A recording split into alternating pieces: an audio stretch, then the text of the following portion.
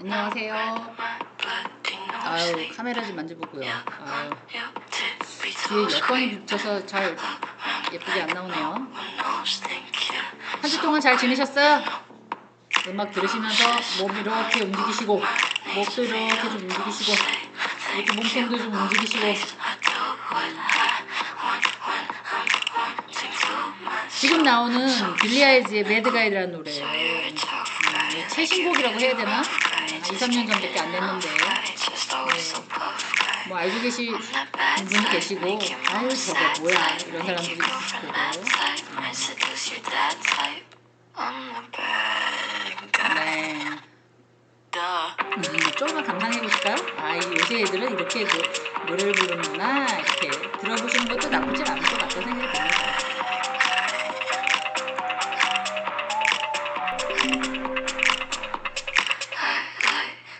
네, 나중에 다 한 1분 정도 인사말 드리고 음악 조금 듣고 뭐 이렇게 하는 게 나을 것 같아서 이렇게 했는데, 한 주 동안 어떻게 지내셨어요? 저한테 전화하신 분도 계시고 찾아오신 분도 계시고 뭐 이렇긴 한데, 이제 서두에서 좀 말씀을 드리면, 제가 녹음은 토요일 날 다른 분들 이렇게 나오시는 성인학습자를 위해서 아침 일찍 나오거든요. 이제 그때 제 연구실에서 차 한잔 마시면서 이제 녹음을 합니다. 사실은 토요일 날 녹음을 하고, 보실 수 있는 거는 화요일 날 보실 수 있으시잖아요. 그래가지고 이제 어떻게 들으셨는지 가끔 제가 구글 또 질문은 있으신지 제가 들여다 보기는 해요. 그런데 이제 뭐 없으시면 뭐 감사하겠지만, 그래서 프린트하는 것 때문에 조금 제가 마음에 좀 걸리는 게 사실 있습니다. 이렇게 미리 쫙 드리지 못한 것도 죄송. 그리고 또 한 95%만 완성이 돼서 그렇다라고 말씀을 드렸고요. 또 하나는 프린터를 제가 싹 다 해주고 싶은데 그러지 못한 것도 죄송. 집에서 열심히 들으시기는데 거기다가 뭐 숙제를 해오라니까 프린터를 꼭 해야 되잖아. 뭐 우리 집은 프린터도 없는데 뭐 이러실 수 있겠다라는 생각이 들어서, 이제 저는 이제 비대면으로 수업을 하지만 학교에 오시잖아요. 오고 가시는데 이제 프린터를 해갖고 가라고 말씀을 드렸어요. 근데 이제 학교에서 뭐 그렇게 모든 사람한테 다 프린트 제공을 하지는 않습니다. 사실은 원래 대학은 학생 스스로 알아서 하는 거예요. 근데 제가 이제 서비스 차원에서 이제 선생님들한테만 제 특별히 얘기를 말씀을 드린 거죠. 조교한테도 좀 부탁 좀 하고, 귀찮죠? 그 친구들도 업무도 많은데 다 이렇게 저희 과목 들으시는 분한테만 이렇게 해드리는 게, 그래서 제가 그 조교한테도 좀 미안하고 그래서 요 A4 용지 있잖아요. 이걸 이제 2박스를 2개를 샀어요. 이거 사서 오늘 갖다 줄 건데, 이거 2개를 충의관에서 거기까지 들고 가는 것도 제 입장에서는 만만치 않지만 하여간 갖다 놓을 거예요. 그러니까 잘 안 해준다 이제 이렇게 안 하기로 약속을 했습니다. 제가 이제 제공도 좀 해드리고, 기계를 제가 살 수는 없잖아요. 그 종이 때문에 그러는 거니까 제가 이제 갖다가 맡겨 놓을 테니까 자유롭게, 그리고 종이도 필요하시면 가서 쓰실 수 있도록, 진짜 여유가 되면 저희 학교에 오신 이제 성인학습자님들 다 그렇게 해드리고 싶은데 또 그럴 수가 없으니까, 그러니까는 너무 이제 프린터에 너무 속상해 안 하셨으면 좋겠다. 그리고 이제 제 방에만 오셔도 제가 그냥 프린터를 해서 뽑아드릴 수도 있는데, 집에 이런 게 또 없으시잖아요. 그래서 속상해 안 하셨으면 좋겠다. 이렇게 말씀드리고 싶어요. 하여간 오늘은 이제 4강 조물주 위에 건물주, 건물주가 되는 방법이라고 올려놓을까 그러다가, 조물주 위에 건물주, 갖기 힘든 자그만 건물이라도 이게 하기 힘든 이제 그런, 소유하기 힘든 게 그런 거잖아요. 그래서 그 이름을 한번 그렇게 지어봤습니다. 자, 다음 장을 넘기면 이제 건물 투자란 이렇게 나오는데요. 지금 어떻게 보면 거의 다 금리나 뭐 이런 것들이, 또 가치나 이런 것들이 되게 하락하고 있는 그런 추세라고 얘기를 하더라고요. 경제가 잘 안 돌아가고 힘들고 막 이러니까. 근데 이제 이런 시점에서 좋은 상권을 찾기란 쉽지 않죠. 같이 떨어지니까. 그리고 또 요런 데만 기회를 놓고, 아 나는 요럴 때 요걸 한번 사봐야지, 이런 사람들도 꽤 많습니다. 저희는 지금 학습적으로 이렇게 공부를 하는 거지만 세상이 어느 정도 이렇게 좀 이렇게 뭐라 그래 표현해야 되나 이렇게 건물이나 땅이나 이런 거에 관심이 많으신 분들은 또 잘 자기 자본을 갖고 계시다가 그때만 또 투자를 하려고 노력을 하죠. 그래서 이제 좀 여유가 되시면 좋은 상권이 있다면 모든 사람들이 다 근데 왜 살려고 하느냐가 중요합니다 사실. 내가 그냥 가지려고 내가 거기 들어가서 살려고 내가 임대를 주려고 대부분 건물을 갖고 있는 거는 임대 수익을 노리기 위해서 사업자 등록증을 내더라도 임대 수익을 하기 위해서 하는 경우가 상당히 많잖아요. 그렇기 때문에 누구 말에 너무 이렇게 팔랑귀 말이잖아요. 이렇게 누가 들으니까 그렇더라 누가 들으니까 그렇더라 이렇게 하시면 절대로 안 됩니다. 건물은. 그래서 충분한 지식을 내 스스로가 습득을 하셔야 돼요. 그리고 어느 정도 소양도 좀 갖추셔야 돼요. 아유, 뭐 졸부라 그러죠. 옛날에 어르신들이 웃으면서 그러셨잖아요. 아무것도 모르면서 부모님의 남겨놓은 건물을 또 자식이 물려받는다고. 저 사람은 진짜 뭐. 근데 생각해보세요. 부모님이 남겨놓은 재산을 그 자식이 잘 보존하고 관리해요. 그것도 쉽지 않다고 저는 솔직히 생각하거든요. 까먹죠. 일 안 하고 관심 없고 꽁돈으로 부모님이 나한테 꽁돈으로 준 거니까 까먹고 막 대부분 그럴 건데 그걸 또 잘 이렇게 갖고 있다는 거 보존하고 있다는 것도 저는 충분한 능력이라고 봅니다. 그래서 제가 이제 말씀드리고 싶은 건 충분한 지식과 어떤 소양을 갖춰야지만 건물주도 될 수 있다라는 거예요. 그래서 뭐 건축 뭐 이런 건 혼자 할 수 없잖아요. 뭔가를 지을 때 뭐 이런 것들. 그래서 건물을 갖고 있을 때는 어떤 허가를 또 받아야 되거든요. 또 뭔가를 또 등록을 해야 됩니다. 그리고 만약에 진짜 짓고 싶어요. 예쁘게 건물을. 그러면 이제 건축공사하는 사람이 말하는 걸 내가 어느 정도는 알아들어야 이렇게 대화가 되잖아요. 그래서 그런 것들을 한번 생각을 해보시면 좋을 것 같고요. 또 여러 가지 지식 중에 단순하게 말씀드리면 임대료만 받을 건데 뭐 굳이 그걸 또 알아야 돼? 아우 체크업 받죠. 아무래도 음, 남이 봤을 때는 야 건물 갖고 그냥 임대료만 받는 진짜 저 사람은 알부자야 이렇게만 볼 수 있지만 내면으로 들어가면 제가 생각하기엔 1인 1루 기업이다 라고 말할 수 있어요. 노동자처럼 열심히 일할 거예요. 예를 들면 쬐끄만 건물을 하나 있어. 내 건데 누가 지나가다가 휴지를 걷어 버렸어. 그럼 어떻게 할까요?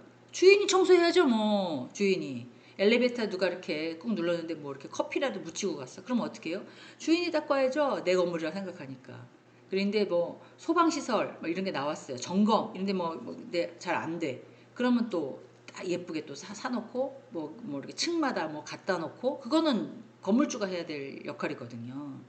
그 전기도 오늘 왜 이렇게 별로 안 쓴 것 같은데 전기가 너무 많이 나오네? 뭐 이런 거 있을 수 있잖아요. 그러니까 그런 거 체크업도 좀 하고요. 청소 관리 당연히 하고요.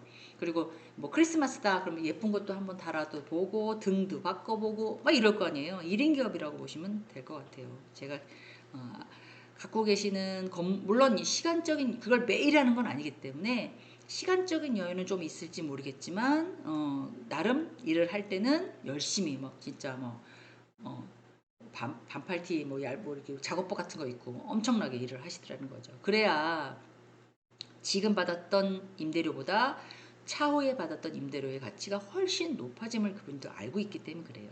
그래서 건물 투자는 어떤 거냐, 어떻게 따져봐야 되느냐, 뭐 이런 거. 여기 나와 있는 것처럼 안정적으로 나에게 고정적으로 임대 수익이 들어올 거냐. 그리고 이제 내 건물만 봐서는 또 안 되고요. 그 주변, 우리는 또 약간 사회적인 동물이기도 하지만 사회 속에서 이렇게 같이 뭉쳐서 살아가는 그런 이기 때문에 우리 건물만 땡그랗게 좋아도 또 안 돼요. 주변에 배우 세대는 어떤지 또 임대인 들어가 있는 사람 또 들어갈 사람 갖고 있는 사람 뭐 임대인 임차인 뭐 이런 것도 조금 영향이 좀 없지 않아 있어요. 너무 더럽게 쓴다든지 뭐 이렇게 경비 아저씨를 너무 함부로 대한다든지 아니면은 뭐 주변을 그 집 주변을 쓰레기는 쓰레기통에 버려야 되는데 밖에만 내놓고 며칠씩 준다든지 이래버리면 이제 공동체 생활하는데 조금 불편하잖아요. 그래서 이런 것들을 좀 현황을 따져봐야 된다는 거죠. 그리고 제일 중요한 게 시세 차익입니다. 코로나로 인해서 건물주들이 많이 다운시킨 건 맞아요. 그런데 세금을 낼 돈이 없는 사람들은 그렇게 안 했단 말이에요. 왜냐면 이렇게 그런 거를 좀 이렇게 여유가 있어서 임대료 받아서 세금 내고 막 자기도 어느 정도 소득도 있고 막 이래야 되는데 이제 그게 아니라 온리 뭐 몸이 아파서 아니면 뭐 임대료만 가지고 소득이 없이 그 생활만 하시는 분들은 임대료 이게 코로나 시대 때 임대료가 다운이 안 됐어요. 그러면 그 사람들은 이제 재계약 안 하고 이제 나간 경우 뭐 이런 경우도 있을 수 있죠. 그리고 건물이 너무 오래되면 이제 언젠간 개발할 거잖아요. 그러면 주변에 있는 건물들은 막 이렇게 올라가는데 내 건물은 그대로 뭐 3층이면 3층, 2층이면 2층 이렇게 그대로 주변에서 팔으라고 그래도 팔면 뭐 물론 뭐 보상은 받겠지만 그 돈 갖고 어디 가서 건물을 살 수 없으니까 이런 것들도 개발에 대한 어떤 그런 것도 좀 생각해 보셔야 되는 거라는 거죠, 건물이. 그리고 이제 아무래도 임대를 줄 목적이 거의 90%니까 유동인구하고 상권들도 조금 생각해 봐야 된다라는 거죠. 그리고 목적을 두셔야 돼요. 여기를 임대로 할 건지 아니면 뭐 사업으로 할 건지 내가 들어가서 살 건지 아니면 우리 집 식구들 뭐 1층은 누가 2층은 누가 이렇게 살 건지 이렇게. 그리고 이제 건물 어느 건물이 아주 급매로 나왔대 대단해 뭐 막 이렇게 그 중에서도 내가 빨리 계약하면 어느 정도 디스카운트 해준대 좀 몇 퍼센트 더 빼준대 이런 건물은 별로 저는 추천해드리고 싶지 않아요. 아, 싸게 나왔는데 왜요? 이유가 분명히 있습니다. 금매물은 분명히 이유가 있어요. 그리고 더 이상은 뭐 이런 것도 조금 빼주지 아유 저게 야박하게 저래 이런 것도 좀 그렇지만 급매물을 조금 이렇게 금방 이렇게 사는 거는 저는 별로 이렇게 추천해드리고 싶지는 않고요. 그래도 뭐 여건이 되는 경우, 뭐 빨리 팔아서 어떻게 해서 뭐 외국을 가야 된다는 둥, 뭐 어디 뭐 어떤 사연이 있으면 뭐 상관없는데 이유가 분명히 빨리 팔아서 현금화 시킨다는 건 그렇게 한번 좀 조금 더 이렇게 찾아봐야 될 가능성이 있다. 이제 그렇게 말씀을 드리고 싶어요. 자, 이제 두 번째 작업은 계획인데요. 맨 처음에 말씀드린 것처럼 건물은 한두 푼 하는 게 아니잖아요. 단독 뭐 1, 2억 갖고 살 수 있는 것도 아니고, 물론 그렇게 쬐끄만 집은 그렇게 해더라도 건물이잖아요. 지금 오늘 주제는. 조물주 위에 건물주. 그러니까 계획을 좀 세우셔야 되는데, 여러 가지 계획 중에서도 자금 계획이 제일 중요하다고 저는 생각합니다. 아니, 제가 30억짜리 살 건데요. 기본적으로 10억 갖고 있어요. 뭐, 이러면 20억 어떻게 할 거예요, 20억? 그것도 또 고민이죠. 그런데 웬만하면 자기 자본금을 덜 들고 뭐 대출을 좀 받아서 이렇게 집보다는 제 경험상은 집보다는 건물이 대출이 훨씬 더 잘 나오는 걸로 제가 알고 있거든요. 그렇기 때문에 이제 임대를 해서 이렇게 월세를 받아가지고 이렇게 이자도 갚고 원금도 갚아야 되는데 월세를 잘 안 내. 들어온다 해서 들어봤는데 이런 또 문제가 있잖아요. 그러니까 그런 것도 엄청나게 신경을 쓰셔야 된다는 거죠.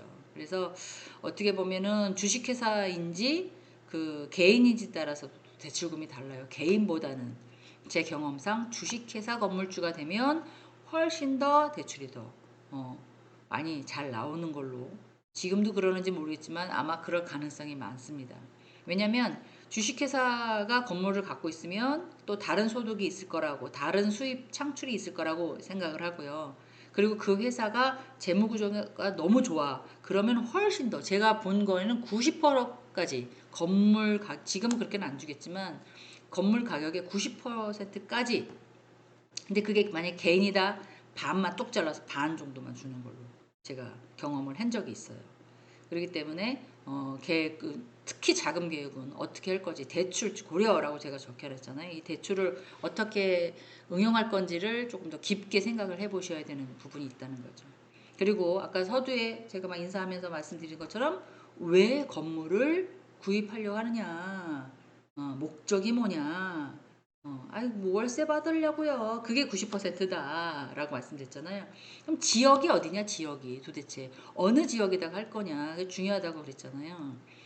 그래서 제가 이제 경매나 이런 거 추천해 드릴 때 뭐라 그랬습니까? 너무 막 멀리 있는 거 생판 그 지역도 모르는데 의정부에 살고 있는데 뭐 노원구 저쪽에 무슨 동대문 라인에 뭐 그런까지는 가시지 말고 의정부에 살면 의정부 주변 내가 잘 상권도 좀 알고 여기는 이렇구나 내가 지나가다만 봤는데 여기는 이렇구나 이렇게 잘 아는 곳 그런 지역에 제가 추천을 드린다 그랬잖아요. 건물도 마찬가지라고 생각합니다. 쉽게 현장 답사도 좀 알고 주변도 알고 내가 살던 곳이니까 한 달에 두 달이 세 달에만 걸쳐도 거기서 이제 사업하시는 분들도 좀 알고 막 이러니까 그리고 가끔 이제 법적 규제를 검토를 못해서 사놓고 뭐 재개발을 못한다든지 뭐 이런 분 있으세요. 그러니까 그런 것도 조금 생각을 해봐서 이제 내가 이 건물을 살지 말지 뭐 이렇게 이제 약간 의사결정을 하면 좋겠다. 여기 적혀진 것처럼 싸고 괜찮은 건물은 없다. 왜 옛날에 싼 게 비지떡이다 그러잖아요. 싸고 괜찮은 건물은 없습니다. 건물을 구매할 때보다 사서 저 같으면 좀 이렇게 허름한 좀 낡은 이런 건물을 제가 사서 열심히 막 고치고 뭐 자본적인 지출도 하고 수리도 좀 하고 막 예쁘게 해가지고 어느 정도 되면 이제 가치가 올라가면 파는 게 더 중요해요 사실은 건물은. 그래서 구매보다 팔 때가 중요하다라고 전문가들이 자꾸 얘기하는 이유가 그래요. 왜? 제값을 못 받는 거죠. 내가 샀던 것보다 건물은 제값을 못 받아요. 집 특히 뭐 아파트 뭐 이런 경우에는 물론 시세가 뭐 10억 주고 샀는데 지금 12억밖에 10년 됐는데 12억밖에 안 올랐어. 그래도 조금 너무 적게는 올렸지만 또 가치가 그렇잖아요. 떨어질 수도 있죠. 아우 내가 10년 전에도 10억 샀는데 10억 주고 샀는데 지금도 10억이네. 뭐 이럴 수는 있겠지만 건물은 훅 떨어집니다. 그래서 그런 것들을 좀 생각해서 수리 비용이 너무 또 많이 들어서 또 안 되고 위치나 뭐 이런 것들이 좀 너무 안 좋거나 아우 여기 주차장 시설이 왜 이래요?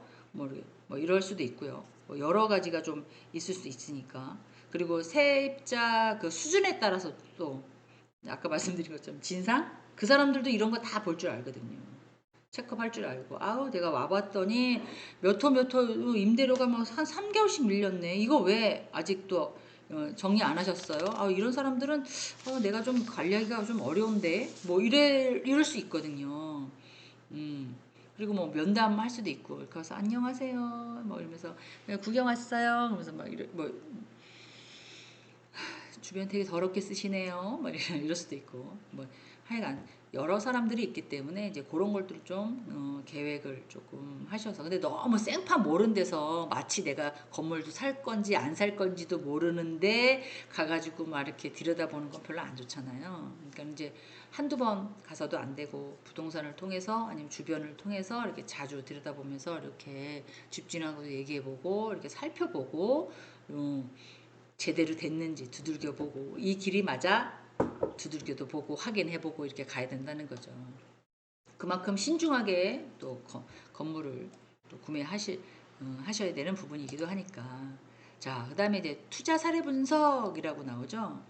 제가 아까 말씀드린 것처럼 제 말이 아니라 전문가들이 그렇게 얘기를 해서 말씀드린 건 싸게 나왔다고 계약하지 말아라. 건물주는 빨리 파고 싶은 마음이 크다. 그러면 하나 더 붙이면 저는 분명 이유가 있다. 그 이유가 누구든지 들었을 때 타당한 거다라고 하면 이 사람은 어쩔 수 없구나. 이 사람은 이렇게 돼서 어쩔 수 없이 뭐 이렇구나. 근데 이유가 분명히 있는 거죠. 이거를 고칠래다 보니까 건물을 수리하는 게 배보다 배꼽이 더 큰다든가. 물론 이제 상황이 있다는 거죠. 그런 것 때문에 싸게 나왔다고 계약하지 말아라. 물론 좋은 조건에 싸게 나왔으면 너무 좋겠죠. 근데 이유가 분명히 그것도 있다라는 거예요. 그래서 확인을 조금 꼼꼼하게 해봐라라는 게 이제 제 생각이고요. 권리상 뭐 등기부 등본을 확인해봐라. 라고 말씀을 드렸는데 이게 뭐 여러 가지 뭐 가등기, 저당권, 은행대출, 유치권 뭐 이런 것들도 있는데 뭐 가등기 같은 경우는 돈을 빌렸을 때 잠깐 잡아놓는 근저당 설정 뭐 이런 거잖아요. 저당권도 비슷한 거라고 보시면 돼요. 물건이 뭐냐에 따라서 또 다른 거지만 은행 대출도 비슷하다고 보시면 돼요. 은행에서 돈을 빌리면 뭐 등기부등본에다가 이렇게 설정 100%는 아니고 120에서 130까지 이렇게 설정을 하잖아요. 유치권은 타인의 건물이나 타인의 물건이나 어떤 유가증권 같은 것들을 이제 점유함에 있어서 만약에 못 갚게 된다면 남에게 담보물건을 가지고 있다가 이렇게 보관을 했다가 못 갚으면 이제 팔을 수 있는 또 권한을 유치권이라고 하는데요. 이렇게 막 업무적인 아니 업무적인 법률적인 걸 쭉 얘기하시니까 막 뭐라는 거야 뭐 이러실 수 있어서 제일 선생님들이 귀에 딱 들어오게끔 말씀드리고 싶은 건 전당포 기억하십니까? 예. 저는 이용을 한 번도 안 해봤지만 이제 전당포가 그런 케이스잖아요. 예를 들면서 뭐 좋은 이렇게 시계 같은 걸 갖다가 뺏겼어요. 얼마요? 뭐 한 30만 원. 아 그래 언제까지 갚겠소? 네. 그리고 기간을 넘겼어요. 그런데 뭐 한 1년 뒤에 3개월에 갚겠다고 그래 1년 뒤에 갔어요. 갔는데 전담폰 주인이 그 시계를 팔아버렸어. 해버렸어. 그래도 할 말이 없다. 법적으로 하든 아무런 문제가 없다는 거죠. 그래서 조금 생각해 봐야 된다라고 얘기를 말씀을 드리고 싶어요. 그래서 시세보다 엄청나게 물건이 좋아. 그런 경우는 만약에 있다라고 하면 바로 사는 게 좋아요. 시세보다 여기 물건 값이 괜찮네. 왜 이렇게 싸게 나왔어? 그래서 뭐 어디를 가야 된다는 둥, 뭐 이 관리를 할 수 없다는 둥, 아니면 와이프가 뭐 어떻게 돼서 뭐 시골을 내려가야 된다. 이렇게 이유가 있잖아요. 그럼 바로 사는 건 추천. 왜냐면 시세보다 엄청 싸고 좋은 물건을 바로 분명히 이유가 있지만 이렇게 타당한 이유라고 한다면 그건 바로 오를 확률이 많기 때문에 사는 게 좋다는 거죠. 그래서 이제 뭐 누구는 그러더라고요. 투자 프로세스 뭐 이래가지고 싸게 나온 거는 분명히 이유가 있다. 무슨 찾아봐라 막 얘기를 하는데 그렇게 돼서 만약에 누구든지 들어서 타당한 이유라면 사는 거. 왜냐면 건물주는 빨리 팔고 싶기 때문에 만약에 저는 또 이렇게 생각해요. 만남도 헤어짐도 다 인연이 있겠지만 건물은 일반적인 집도 그렇지만 차도 그렇고 인연이 되면 반드시 저한테 오는 거죠. 제가 구매할 수 있는 거죠. 근데 저랑 인연이 아니면 아무리 기다리고 그래도 저한테 안 오는 거고 즉 그 건물이 나한테 인연이 있거라면 심사숙고하고 막 고민을 한다 하더라도 저게 내게 될 것 같다. 그러면 온다고 저는 생각합니다. 당연히 온다고. 그래서 여기 나와 있는 것처럼 매물만 보고 뭔가를 탁 사지 말고 파는 사람을 조금 이렇게 생각을 해봤으면 좋겠다. 그래서 이제 권리관계가 복잡한지 정상적으로 매매가 힘든지 아닌지 이런 것도 좀 체크 좀 해봤으면 좋겠고 또 저 사람이 돈이 급해서 저런가? 이런 것도 좀 생각 좀 해봤으면 좋겠고 그리고 또 하자가 있는 건 아닌가? 어디 막 다 뒤지고 찾고 막 이래봐도 좀 제대로 된 건 있나? 뭐 가격이 너무 낮은데 뭐 이렇게 그리고 또 제가 그랬죠. 살 때보다 팔 때 훨씬 더 건물은 생각해야 되기 때문에 미래 가치에 대해서도 그게 너무 막 하락해 버리거나 뭐 이러면 또 안 되니까 그러니까 시설들을 다 봐야 된다는 거예요.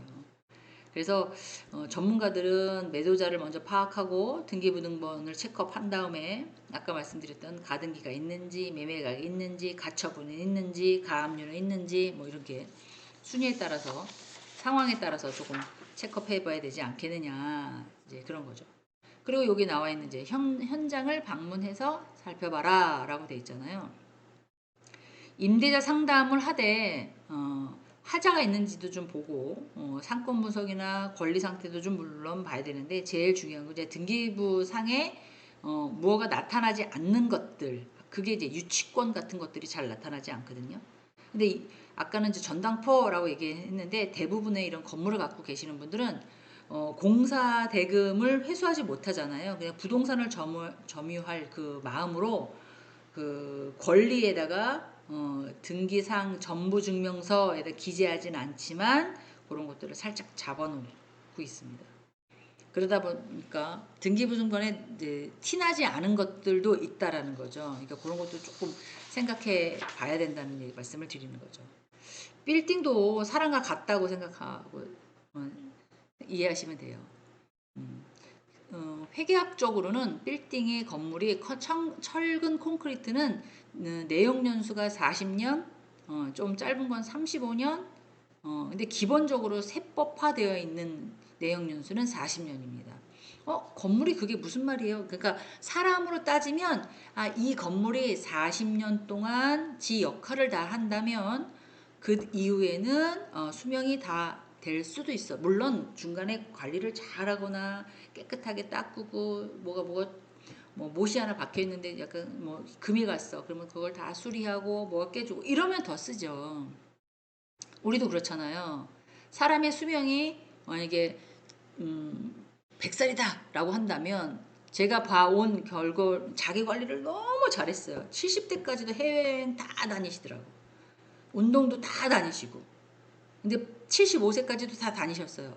건강하고. 근데 80세가 딱 넘고 2살, 3살, 4살 딱 이러니까 이제 그때부터 몸이 아파. 그럼 어떻게 해요? 고치는 거죠. 뭐 약도 좀 먹고 주사도 맞고 막 이렇게 건물도 똑같습니다. 그래서 그런 것들을 조금 생각해 보셔야 된다라는 거죠. 그래서 그리고 제일 중요한 건 미래의 가치예요. 그 건물을 팔을 때 미래의 가치가 예상이 없잖아요. 그러면 그거는 NO 딱 해버리시는 게 좋습니다. 아유 이렇게 몇 년을 내놨는데 팔리지도 않고 이러고 있네. 그럼 똑같은 거죠. 근데 이런 데 보셨는지 모르겠는데 여기는 상권이 죽었어. 아유 누가 뭐 어떻게 했는지 모르겠지만 상권이 이렇게 좀 그래. 한 번 죽은 상권은 다시 살아나기가 무척 어렵습니다. 혹시 부활하더라도 재 활성화 하기는 이제 우리 같은 이게 건물주가 하기에는 너무 어려운 거라는 거죠. 그래서 조금 돈이 들더라도 생동감이 막 넘치는 상권에다가 투자를 하시거나 건물을 사셔야 나중에 팔기도 좋지. 뭐 이렇게 아우 여기 그냥 그래 조용하긴 한데 그래도 야 싸니까 사자 이러면 이거는 진짜 전문가가 얘기한 얘기를 제가 듣고 와서 말씀드리는 거예요. 그러니까는 그런 데는 투자하지 말아라는 게 제 의견입니다. 자, 그 다음에 사례 분석이라고 나와 있는데, 이거는, 어떤 사람이 써놓은 거를 제가 캡처를 한 거거든요. 쭉 이제 보시면. 근데 이게 약간 성공 사례라고 얘기를 하더라고요. 그래가지고 정말 그런 건지 잘 모르겠는데, 조금 그 사당동에 있는, 여기 내용은 안 나와 있지만, 사당동에 있는 이제 아파트, 의 옆에 있는 4층짜리 건물을 이제 산 케이스를 누가 이렇게 막 올려놨어요. 지금 2023년도니까 2017년도 1월 달에 샀는데 여기 보면 11억 4,500만 원 주고 매입을 했다. 근데 이제 자기가 생각할 때는 그게 꼬마 빌딩이라고 생각을 하고 있다. 근데 생각해 보니까 가서 이렇게 막 이렇게 상권 분석을 해 보니까 아파트 바로 옆에 상가는 거예요. 그러면 아파트 옆이니까 아파트가 기존에 그냥 존재하는 한 상가도 존재할 것이고 그리고 아파트에 사람이 계속 이동인구가 있다가 하더라도 또 그 상가는 유지될 것이고 그리고 뭐 가격이 갑자기 확 오르거나 확 내리거나 이러지는 않을 것 같고 그리고 제가 아까 이 위치가 어디라고 그랬죠? 사당동이라고 그랬잖아요. 좌우로 다 보는 거죠. 아 이쪽으로 돌아보면 강남권이네. 아 이쪽으로 하다 보면은 또그 고속도로가 금방 뭐 탈 수 있네? 뭐 이런 것들을 그분이 본 거예요. 그래서 강남에서 용산에서 성동으로 갈 때는 요런 라인으로 가겠구나. 그리고 강남에서 서초에서 동작으로 갈 때는 이쪽으로 이렇게 가겠구나. 또 강남에서 송파에서 강동으로는 이렇게 이런 것들을 길 같은 걸 다 예상하셔가지고 아파트에 존속되어 있는 사람 말고도 이렇게 되면 여기는 지리적으로 상승 요인이 올라갈 수가 있겠구나 라고 생각을 하셨답니다. 그래서 어떻게 보면은 서초동, 내방역 이런 사이에 있는 거지만 이게 약간 사람들이 사당동, 뭐 서초동 이거는 기억하는데 내방동 사는 사람만 이제 기억하는 동네니까 그래서 이제 조금 고민을 했었다 뭐 이런 얘기해요. 그리고 이제 중요한 건 대출이잖아요. 고대출 저금리 지금 약간 2017년도니까 코로나 되기 전이었던 것 같아요. 그래서 대출 받기도 되게 쉬웠고 여기 보면 대출이 거의 90% 이상 나왔잖아요. 근데 이분이 어떻게 생각하셨냐면 A라는 은행을 갔더니 한 7억까지 해준다 그랬대요. B라는 은행을 갔더니 뭐 몇 억까지 해준다 막 이랬대요. 그래서 그런 것들을 조금 그리고 맥시멈이 딱 걸려가지고 그럼 더 이상 안 되네. 그래서 또 생각을 했대요. 이 당시 이분이 하셨던 거예요. 이 건물로 한 8억 정도 받고 자기가 집을 살고 있는 집에 있는 집을 잡고 2억을 더 받으신 거예요. 그래서 합쳐서 10억 정도 받으셨다. 그거는 이제 받아서 갚으면 되는 거니까. 그래서 제가 돈을 조금 더 받을 수 있었다. 그래서 나는 전체 금액이 10억이다 대출금이 뭐 이렇게 얘기를 또 하셨고요. 그리고 이제 결국으로는 이제 내가 갖고 있는 돈은 5천만 원 정도 들은 걸로 얘기를 하더라고요. 그리고 취득세, 등록세 뭐 이런 것까지 포함해서 한 1억 정도 들은 걸로. 아파트로 따지면 전세가 한 90% 갖고 있었고 매입한 거랑 거의 비슷하라고 하지만 이 당시에 2017년도의 대출은 2.5%였어요. 제가 여기 안 적어놔서 그렇지만 근데 지금은 어떻습니까? 대출이 4.62%요. 택 안 돼요 지금은. 그럼 고민해. 근데 이것도 4.62에서 정말 그 은행을 열심히 잘 거래해 주시고 최우수 고객이어지만 4.62%고요. 그렇지 않은 사람들은 6.89%까지 about 7%까지 대출 금리가 올라가고 있는 상태예요, 지금. 근데 2.5%에서 7%면 이거는 어마어마한 거잖아요.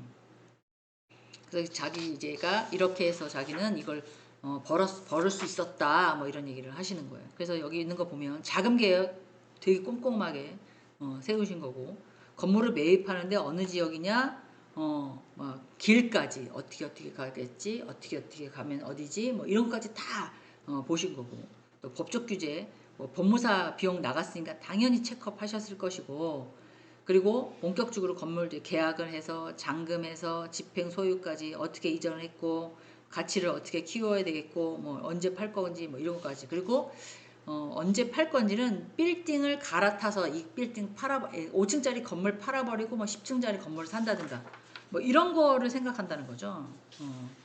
그러니까는 이분의 그 사례를 제가 쭉 보면서 이분은 그래도 여기다가 다 적을 수는 없으니까 이렇게 간편하게 딱 봐서 이 사람은 이렇게 숫자가 들어갔구나 이렇게 해서 했네. 근데 지금은 대출 금리가 이때보다는 어마어마하게 커서 이거를 이렇게 권면 꼭 사세요. 뭐 그래도 한번 들어서 건물을 살 땐 이렇게 해야 되는구나.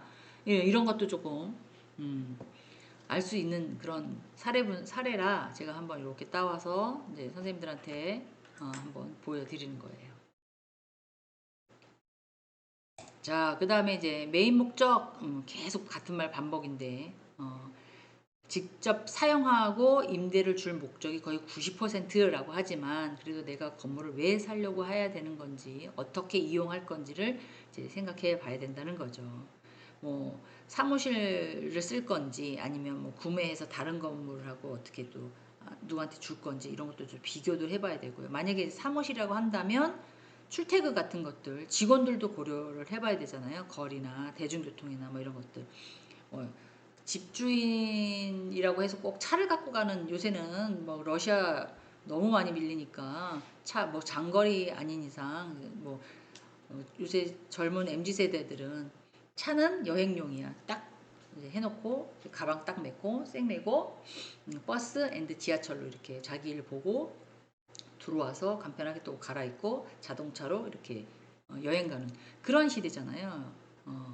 저희처럼 이렇게 차를 가지고 출근도 하고 차를 가지고 뭐 쇼핑도 하고 차를 가지고 뭐 마트도 가고 차를 가지고 산에도 가고 이런 시대가 아니라는 거죠. 그래서 이제 그런 것도 대중교통에 대해서 되게 민감합니다. 저희 수준은 아니라 저희 이제 아래 윗분들은 이제 지금 기존에 있는 거고 이제 새로 성장해 나온 이제 밑에 있는 친구들이 자꾸 올라오니까 그런 것도 고려를 해서 만약에 상가라면 주거 공간이 어떤지 주차는 어떤지 뭐 이런 거 매매 상황이 어떤지 이런 것도 체크업을 하셔야 되고요. 그리고 이제 면적 같은 것도 따져 보셔야 되는데 그 주변에 약간 임대상가 중에서 유흥시설 없을 수는 없으면 안 되죠. 그죠? 근데 이런 것도 노래방, 선술집 뭐 이런 것들도 없잖아 있긴 한데 이러면 건물의 가치가 좀 달라집니다. 그런 데만 또 이렇게 해놓으신 분들도 있고요. 그런 사람만 유흥시설이라든가 이런 뭐 라이트 클럽 뭐 이런 거는 거의 선불제를 받죠.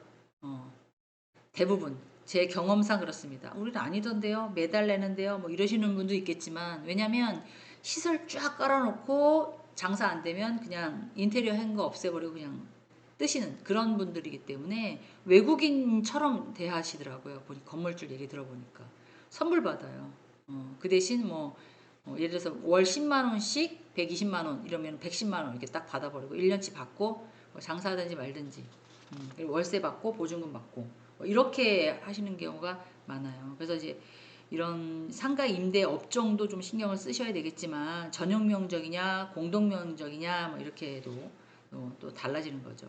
비율이 또 달라지는 거니까 평방미터라고 해서 뭐 우리가 알고 있는 이제 전용 면적하고 이제 공급 면적은 좀 차이가 있기 때문에 제가 알고 있는 선에서는 이제 평방미터가 0.3025 평이거든요, 거의. 근데 이제 한 평당 3.305 제곱미터가 되는 거니까 약간 좀 차이가 있을 수 있습니다. 예, 그런 것들도 뭐 같은 35평이라 하더라도 빌라 다르고 아파트 다르고 이런 상가 다르고 다 다르단 말이에요. 쓰는 이게 무슨 35평이야. 35평 같지 않은데? 작아. 아무래도 뭐 이렇게 얘기하시는 분이 있는데 따라 다릅니다. 또 서울하고 경기권하고 또 다르고요. 충청권 뭐 지방 더 다릅니다. 내려가면 내려갈수록 스페어 면적이 더 많이 나오는 거죠. 서울은 그만큼 또 작으니까 인구가 너무 몰려 있고 그런 것들도 좀 건물을 주를 생각하고 계신 분이 있다면 이제 생각을 해보셔야 된다 그런 얘기 말씀을 또 드리고 싶어요. 자, 그다음에 수익률 빌딩을 찾는다면 이게 가장 많을 거라고 저는 생각됩니다. 솔직히 작성하면서도 수익률 무언가를 수익을 내려고 투자를 하는 거 아닐까? 단기성보다는 장기성으로 봐야 된다. 뭐는 건물은 이 쭉 글 중에 뭐가 확 와닿으세요? 제가 다 읽진 않았지만 이 연예인이 매입한 그 주변의 시세는 덩달아서 올라가요. 이따가 좀 맨 밑이니까 말씀을 드릴게요. 수자란다. 투자 수익이라면 저쪽보다 훨씬 더 낮죠. 고정월. 근데 이 월 수입도 임대하시는 분이 임차인에게 따박 줘야 말이죠. 그죠? 내보내기도 그렇고 나가라고 하기도 그렇고 싸우기도 그렇고 그러니까 내 건물을 뭔가를 빌려줄 생각이라면 조금 그분들도 얘기를 하셔야 된다는 거죠. 젊은 부분에 애기는 없고 그럼 집 깨끗하게 쓰겠네. 그래요. 빌려줄게요. 뭐 이러시잖아요. 똑같아요. 조금 이렇게 뭔가를 가린다고 표현해야 되나? 그래서 좀 미안은 하겠지만 그런 게 없잖아 있습니다. 그리고 고정적인 수입 이거는 왜 그러냐면 거의 건물주가 대출을 끼고 사요. 제가 아까 사례 분석에서 그 사람 몇 퍼센트 받았다고 그랬잖아요. 그렇기 때문에 이자를 대체하지 못하고 관리비를 내지 못하면 그 누가 다 부담해야 돼요? 건물주가 부담해야 돼요. 건물주가. 그럼 얼마나 힘든 상황입니까? 그죠? 대출이나 이런 것들을 일으켜서 집은 샀지만 그걸 갖지 못한다면 그럼 임대하는 의미가 별로 없잖아요. 그래서 고정적인 월수입이 꼭 나오는 사람을 이렇게 말해야 되나? 나올 수 있도록 그래서 이렇게 기업체라든가 뭐 이런 데다가 많이 빌려주시는 법인 기업체 거기는 아예 자동이체를 해놨더라고요. 매들부터 매들까지 이렇게 자동이체를 월급 줄 때 그냥 딱딱딱딱 들어오는 거야. 말도 안 하고. 그래서 기업들이 헐라 개인한테는 안 빌려줘야겠어. 뭐 이러신 분들도 있었어요.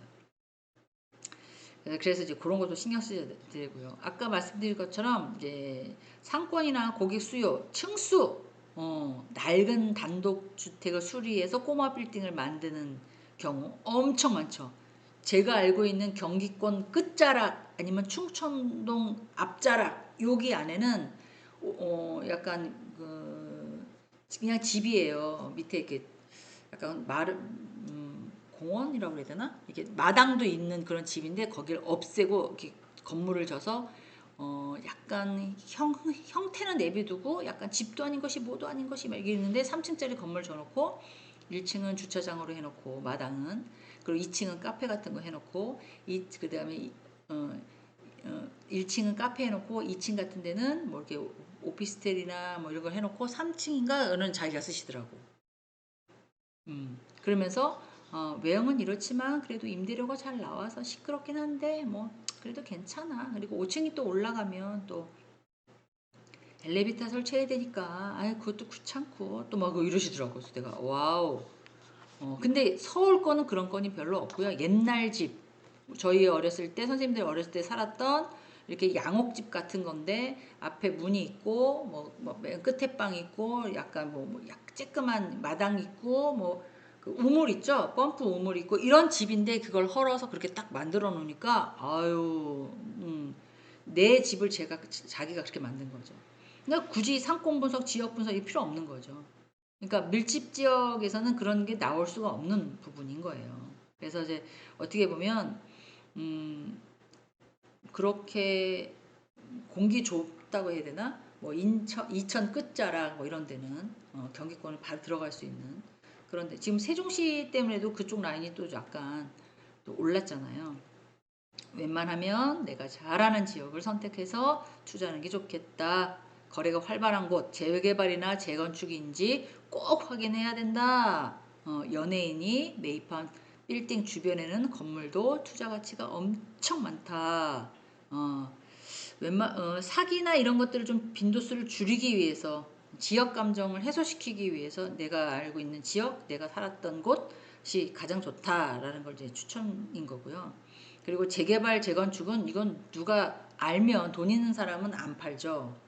그죠? 거의 안 팔아. 근데 제가 알고 있는 90%는 안 팔고요. 10%는 팔고 나갑니다. 그러면 그 사람들은 그때까지 거기를 유지하기 어려운 자금난이 어려운 사람들이에요.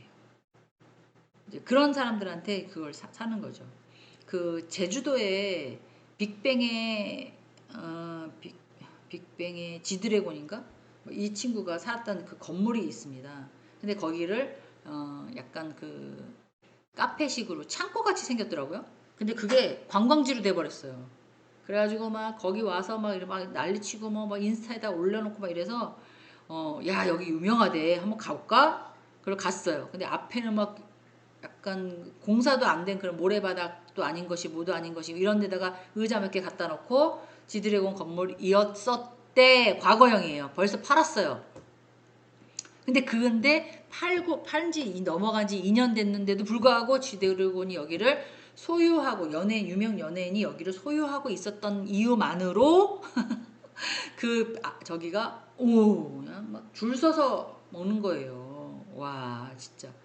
근데 거기가 대단하냐? 안 대단했어요. 제가 볼 때는. 그냥 유리만 안에서는 이제 자외선 차단 때문에 안에서는 밖에가 보였고요. 밖에서는 안에가 보이지 않는 이제 그런 건데 인테리어도 그렇게 뭐 약간 멋있거나 고풍스럽지 않아요. 그냥 띵 건물 뭐 약간 컨테이너 박스 근데 유리 같은 컨테이너 박스 그러니까 반듯반듯하게 이렇게 줘놨는데 거길 못 가서 막 줄 서 있어요. 저는 깜짝 놀랐어요. 그래서 내가 여길 줄 서서 꼭 이런 식으로 먹어야 되느냐 그랬더니 나중에 연예인이 빌딩을 이 건물을 한 거기 때문에 이 주변이 되게 유명해진 거라고. 나오는 길도 확장이 안 돼서 들어갈 때는 직선이었는데 나오는 길은 이제 양방이 안 되니까 돌아서 나오는 곳이었는데도 불구하고 그렇다는 거죠. 그러니까 그런 생각을 했어요. 야, 진짜 길도 터놓지 않고 건물만 덩그러니 샀는데 이게 가치가 이렇게 올라가나?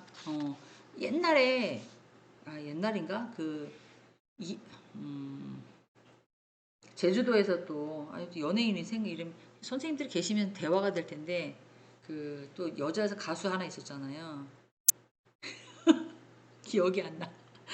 남편하고 둘이 나와가지고 막 그 지역이 또 올랐다고 그러더라고요. 근데 그 친구도 뭐 약간 핑크에 나오는 이효리 그 친구가 살았던 그 지역도 또 되게 올라갔다고 막 그러잖아요. 그 집값만 올려놓고 자기가 살 때는 막 5천 원 평당 5천 원이었는데 자기가 팔 때는 5만 원에 주고 판 케이스. 그러니까 그렇게 해야 된다니까요. 그렇게 가야 되는 거예요. 살 때보다 팔 때 훨씬 더 가치가 있는 데를 고르셔야 된다는 거죠. 그러니까 덩달아서 그 주변에 있는 사람은 아유 여기 그냥 살려고 하는데 갑자기 왜 이래? 5만 원이래요. 뭐 몇 배가 오른 거야. 그래? 막 이래가지고 막 파는. 그러니까 주변 상가들에 대한 시너지 효과가 있었죠. 그래서 그 친구는 그래서 팔고 나온 케이스잖아요. 그러니까 빌딩은 수익용 빌딩을 찾는 것보다 살 때보다 팔 때 훨씬 더 이득이 있어야 된다. 그런 말씀을 또 드리고 싶은 거죠. 아이고 50분 안에 이걸 또 못 끝내겠네. 자, 너무 뭐 장수에 너무 연연해 하실 필요까지는 없어요. 근데 뭐 또 못하면 또 다음에 하면 되는 거고, 다음에도 못하면 그 다음에 하면 되는 거고, 또 제가 알고 있는 거 싹 말씀 안 드리고 그냥 이렇게 이래요, 아셨죠? 이렇게 끝나도 되는 거고. 어떤 분이 저한테 오셔가지고 아니 도대체 혼자 교수님 이렇게 막 50분 동안 얘기해요, 힘들어 죽겠는데 왜 이렇게 길게 해요. 근데 또 이렇게 자료로 선생님들이 앞에 계시다. 물론 제가 제 얼굴을 보고 얘기하기 때문에 약간 혐오감은 살짝 느낄 수 있지만 얼굴도 탱탱 붓고 뭐 그럴 수 있지만 이제 뭐 온갖을 이제 지식을 제가 조금 더 알고 있는 요런 쬐끄만 요 지식을 선생님들한테 막 이렇게 설명할 때는 그래도 아유 그 수업 들었으니까 유익하더라, 좀 알아, 좀 괜찮았어, 이런 게 있어야 되잖아요. 그러니까 그러다 보니까 제가 막 생각나는 거, 경험했던 거, 들었던 거 이런 것들을 다 말씀드리는 거죠. 자, 현장 답사 및 법적 규제에 대한 검토를 해야 된다. 당연히 가야 되는데요. 좀 더 디테일하게 말씀드리면 시간대별로 자주 방문해서 확인해라. 이건 전문가 얘기예요. 저녁 때 가보고 점심 때 가보고 아침에도 가보고. 그리고 임차인 눈으로 내가 임대인이야. 너 내가 이거 안 빌려주면 너가 어디서 와서 장사, 이런 식으로 보지 말고 내가 만약에 저 건물에 들어간다면 들어가서 저기를 한다면 뭐 이런 거 눈으로 좀 입지 분석을 해봐라. 전문가들 얘기예요. 건물 내나 바깥이나 뭐 이런 것도 좀 찾아보고요. 그리고 건물을 갖고 있는 사람들은 공실 비어 있는 거 아무도 안 들어오는 경우, 그때 내가 어떻게 할 건지. 코로나로 인해서 임대료가 좀 낮아졌어요. 근데 힘든 사람은 내쳐주지 않았어요. 그럼 그 사람은 저는 그러면 도와주지 못해서 그냥 나가야 될 것 같아요. 그리고 나가시는 분도 있었겠지요. 제가 다 뭐는 안 해봤겠지만 그렇잖아요. 그러면 그런 공실률도 생각해 봐야 돼요. 법적으로는 세법적으로는 공실이잖아요. 그러면 공실이라고 써서 내고 임대료하고 부가세나 이런 거 내지 않습니다. 근데 그런 세금을 절세하기 위해서 공실을 하라는 건 아니지만 일단 내가 대출을 받았는데 공실이 되면 임대료를 받아서 대출이나 이자를 못 갚으니까 마이너스 나는 거죠. 세금 조금 더 내는 것 같고는 이건 차원이 다른 거예요. 그렇기 때문에 이제 임대료 수준도 조금, 그래서 현명하신 분들은 남들이 100만 원씩 똑같은 평수에 똑같은 위치에 100만 원씩 나온다면 나는 그냥 80만 원씩 내고 싸게 그냥 2년, 그 대신 조건이 2년입니다. 뭐 1년이에요. 뭐 이렇게 해서 딱 걸어놓고 다른 부대보다 싸네. 예, 그래서 1년 단위로 올릴 거예요. 어쩔 수 없습니다. 뭐 나만 힘들다고 하면 되나요? 주변 사람도 다 힘든데 이렇게 하시는 분이 훨씬 더 공실률을 없애잖아요. 이제 공실이 없고 남들은 100만 원 받지만 나는 80만 원 받겠다. 그거잖아요. 세금은 80만 원에 대해서 내는 거니까. 그 대신 이자나 뭐 이런 거 내실 때는 아예 돈이 안 들어오는 것보다 훨씬 더 현명하는 거잖아요. 그런 지혜가 있어야 된다는 거죠. 마치 안 깎아주려고 막 이렇게 하면 안 된다는 거예요. 그런 거 좀 생각을 해보셔야 되고, 그래서 주변에 있는 시세를 좀 파악하셔야 되고요. 역세권 얘기 말씀드렸잖아요. 지하철하고 가까운지 저는 뭐 건물이 꼭 그럴 필요는 없다고 생각해요. 근데 요새는 젊은 사람들은 아무리 꼭대기 있고 멀리 있어도 강화도 어느 끝자락에 무슨 카페를 갔는데요. 거기 그 욕조가 아니라 발을 담궈서 발을 이렇게 약간 돈을 좀 내면 조그만 통이 이렇게 픽스드가 되어 있어요. 거기다가 발을 담궈 놓고 아로마나 이런 거 좀 하고 발을 담그면서 커피를 마시는 그런 카페예요. 근데 거기가 위치가 엄청 언덕에 있어요. 겨울에 저희 가족이 거기가 한번 유명하다고 그래서 갔었거든요. 그래서 저는 거기 올라가면서 어떤 생각이 들었냐, 야, 차가 이렇게 얼마나 가파른지 차가 올라가다 이렇게 뒤집어질 정도로 길이 가파른 거예요. 그래서 야, 이거 진짜 운전 가능하겠어? 내가 막 이 정도로 어느 정도 가파르냐면 차가, 제가 차 타고 올라가다가 뒤로 차가 뒤집어질 것 같아 라고 하는 정도로 있는데도 가서 보니까 사람들이 바글바글 하다는 거죠. 그러니까 테마만 정상적으로 잡는다면 뭐 건물이나 자기 사업이나 충분히 가능하다고 생각합니다. 뭐 지역이 멀어도 아유 가봤더니 덩그라니 그거 하나 있더라, 야 아무것도 볼 거 없어 라고 해도 요새는 그런 시대가 아니에요. 그럼 이렇게 뭐 이동 인구가 많고 도로변에 빌딩이 뭐 이렇게 접하고 있고 역세권이어야 되고 거기에서 들어가서 해야 될 그런 어떤 아이템이 있는 거고, 밖에 나가서 해도 괜찮은 아이템이 있는 거고, 요새는 많이 달라졌다고 보시면 돼요. 그래서 이제 그런 것들을 조금 생각해 보시면 좋겠고요. 이 근생용 빌딩이다. 이 근생생활이라는 것은 줄여서 근생생활 1종과 2종으로 나와 있거든요. 근생용, 이게 그린생활 시설의 줄임말이에요. 1종과 2, 종을 나누는 것까지는 자세하게 제가 찾아보진 않았어요. 근데 뭐 굳이 뭐 이런 거요. 주상복합이나 뭐 빌딩 안에 뭐 소매나 미용실이나 그러니까 업무 사무실이냐 주거용이냐 이렇게 되어 있는 건물, 그게 그린 생활, 뭐 상가의 주변이 있으면서도 뭐 오피스텔도 있고 뭐 이런 거. 요새는 그런 것들이 많잖아요.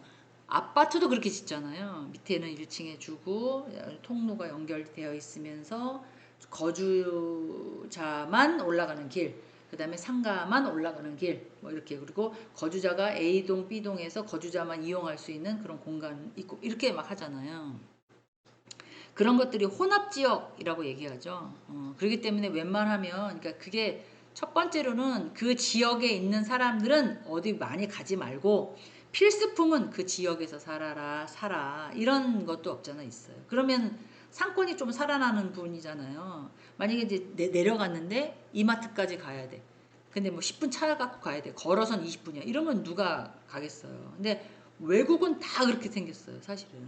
외국은. 그래서 조금 거리가 있어도 많이 갖고 와서 이렇게 막 하는데, 한국은 쓰레빠 싣고 내려오면 그 밑에 다 있고, 또 쓰레빠 싣고 위로 올라가면 우리 집이고, 이런 것들을 원하니까 사람의 어떤 그 생활 습관, 관습, 뭐 언제부터 이게 관습인지 모르겠지만 그런 것들을 많이 선호하는 거죠. 그래서 최근에 매몰되는 그 주변이 거의 다 그런 거라고 보시면 돼요. 활용도도 높고 관리 상태, 뭐 관리비가 좀 비싸잖아요. 왜냐면 공동으로 써야 되는 것도 없잖아요. 있으니까. 자, 중간에 제가 말씀을 안 드렸는데 여기 보면 이렇게 녹음이 되는 걸로 알고 있습니다. 보면은 밸류업인지 가능한지, 평지인지 경사인지 밸류업이 가능한지. 이 밸류업이 무슨 뜻이냐면 자산을 뻥 튀기는 거예요. 자산을. 낡은 건물을, 저평가된 건물을 사갖고 와서 내 돈으로, 자본적인 지출이라고 말씀드렸죠. 자본적인 지출을 통해서 수리하고 교체하고 이래서 가치를, 야, 옛날에는 이 정도 안 했는데, 야, 주인 바꾸고 나서는 여기가 대단하다, 막 이런 식으로. 그게 밸류업이 가능한 건물인지 아닌지 이런 것도 좀 생각해봐라. 그런 거죠. 아, 오늘 좀 말이 많아졌던 것 같아요. 죄송해서 어떡하죠? 52분인데 왜 안 끝내시는 거야? 막 이럴 수도 있을 것 같아서. 죄송한, 그지 없네요.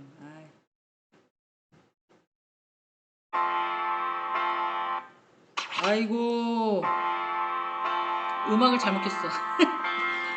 그래도요. 아까 노래 들으려고 했는데, 힘드셨죠? 제가 또 말씀드리고 싶은 건, 동영상 듣는다고 너무 이렇게 가까이도 가지고 마시고요. 이렇게 움직이시면서 몸도 좀 돌리면서 머리도 이렇게 돌아가시면서 이렇게 인사도 좀 하시면서 그래서 동영상 들으셨으면 좋겠다. 모자른 부분은 다음 시간에 또 제공을 할 테니까 잘 하시고요. 그리고 뭐 숙제 뭐 이런 거에 대해 너무 예민하게 생각하지 마세요. 한번 이렇게 쭉 들으신 거 잘 한번 이제 수기로 정리를 한번 해보십시오 라고 말씀드린 거니까, 숙제를 또 제가 여러분을 평가할 수 있는 방법이 이것뿐이 없어서 이렇게 내드리는 거니까 그렇게 오시면 돼요. 아유 선생님 저는 숙제고 뭐고 그냥 뭐 대충 하랍니다. 안 해오셔도 상관없는 거니까. 너무 자꾸 처음에는 까먹었어요.